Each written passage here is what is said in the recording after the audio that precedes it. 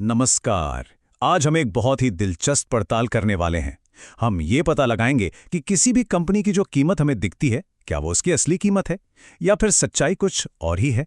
चलिए सतह के नीचे छिपे सच को ढूंढते हैं। ये वो सवाल है जो हर इन्वेस्टर के दिमाग में घूमता है। स्क्रीन पर जो प्राइस चमक रहा है, क्या उस पर भरोसा किया जा सकता है या वो सिर्फ एक अधूरी कहानी है? आज हम सीखेंगे कि पूरी कहानी को कैसे समझना है। तो ठीक है, इस जांच को शुरू करते हैं उस पहले सुराग से जो हम सबको पता होता है, मार्केट कैपिटलाइजेशन, या जिसे हम मार्केट कैप भी कहते हैं। ये वो पहली चीज है जो किसी को भी नजर आती है।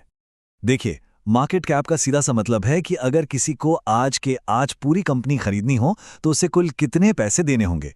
इसे कंपनी का स्टिकर प्राइस समझिए। लेकिन याद रहे, यह सिर्फ एक शुरुआती कीमत है, असली सौदा नहीं। एक स्मार्ट इन्वेस्टर कभी भी सिर्फ स्टिकर प्राइस देख के नहीं रुकता। और यहीं पर हमारा पहला और सबसे दमदार टूल काम आता है, जिसका नाम है एंटरप्राइज वैल्यू। यही हमें बताता है कि कंपनी को असल में खरीदने की लागत क्या पड़ेगी। चलिए इसे एक बहुत ही आसान से उदाहरण से समझते हैं। मान लीजिए एक दुकान है जो 100 रुपए में बिक रही है, तो ये 100 रुपए उस दुकान का मार्केट कैप हो गया, यानी उसका स्टिकर प्राइस। लेकिन जैसे ही दुकान खरीदी, पता चला कि उसके गल्ले में 20 रुपए कैश रखे हैं जो अब आपके हो गए। तो सोचिए, असल में जेब से कितने गए? 100 रुपए दिए, पर 20 तो तुरंत वापस मिल गए। मतलब लागत सिर्फ 80 रुपए की पड़ी। कहानी में एक और मोड़ आता है। अब पता चलता है कि दुकान पर 10 रुपए का उधार भी है, जिसे चुकाने की जिम्मेदारी भी अब आपकी है। तो अब असली लागत क्या हुई? वो 80 रुपए और साथ में ये 10 रुपए का उधार, यानी कुल 90 रुपए। और बस यही 90 रुपए उस दुकान की एंटरप्राइज वैल्यू है, मतलब उसकी असली कीमत। इसका फॉर्मूला भी बहुत आसान है। मार्केट कैप में से कंपनी का कैश घटाइए और उसका कुल कर्ज जोड़ दीजिए, बस। अच्छा, तो सवाल ये उठता है कि ये टूल हमें बड़े नुकसान से कैसे बचा सकता है, और क्या ये छिपे हुए मौके ढूंढने में भी हमारी मदद कर सकता है? चलिए एक असली केस स्टडी देखते हैं। क्या कोई यकीन करेगा कि एक पूरा का पूरा थीम पार्क सिर्फ 22 करोड़ रुपए में मिल सकता है?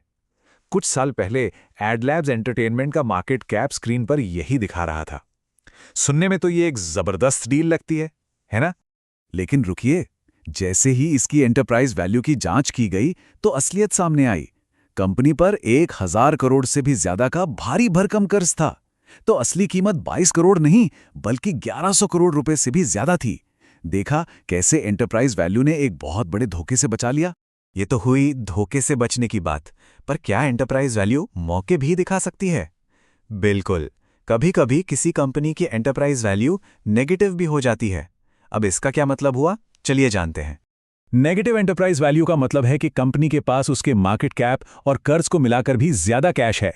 ये सुनने में तो एक शानदार मौका लगता है, पर हमेशा ये सवाल पूछना जरूरी है कि आखिर बाजार उस कंपनी को इतनी कम कीमत क्यों दे रहा है। ये एक सिग्नल है और गहरी जांच करने का, सीधे खरीदने का नहीं। बहुत बढ़िया, तो हमने कंपनी की असली लागत निकालना सीख लिया है।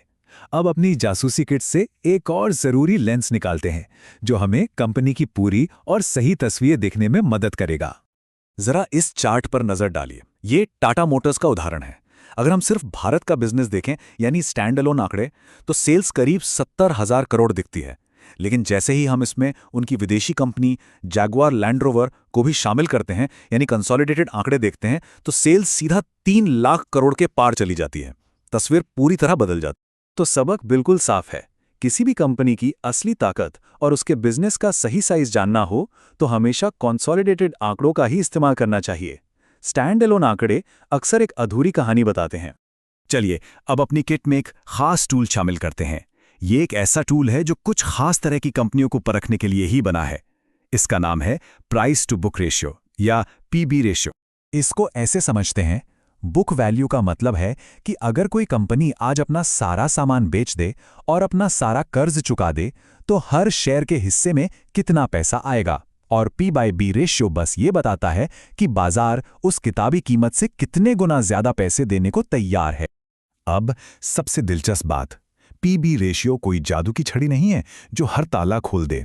ये उन कंपनियों के लिए बेहतरीन काम करता है जिनकी वैल्यू उनकी ठोस संपत्तियों से आती है, जैसे बैंक, सीमेंट या पावर कंपनियां।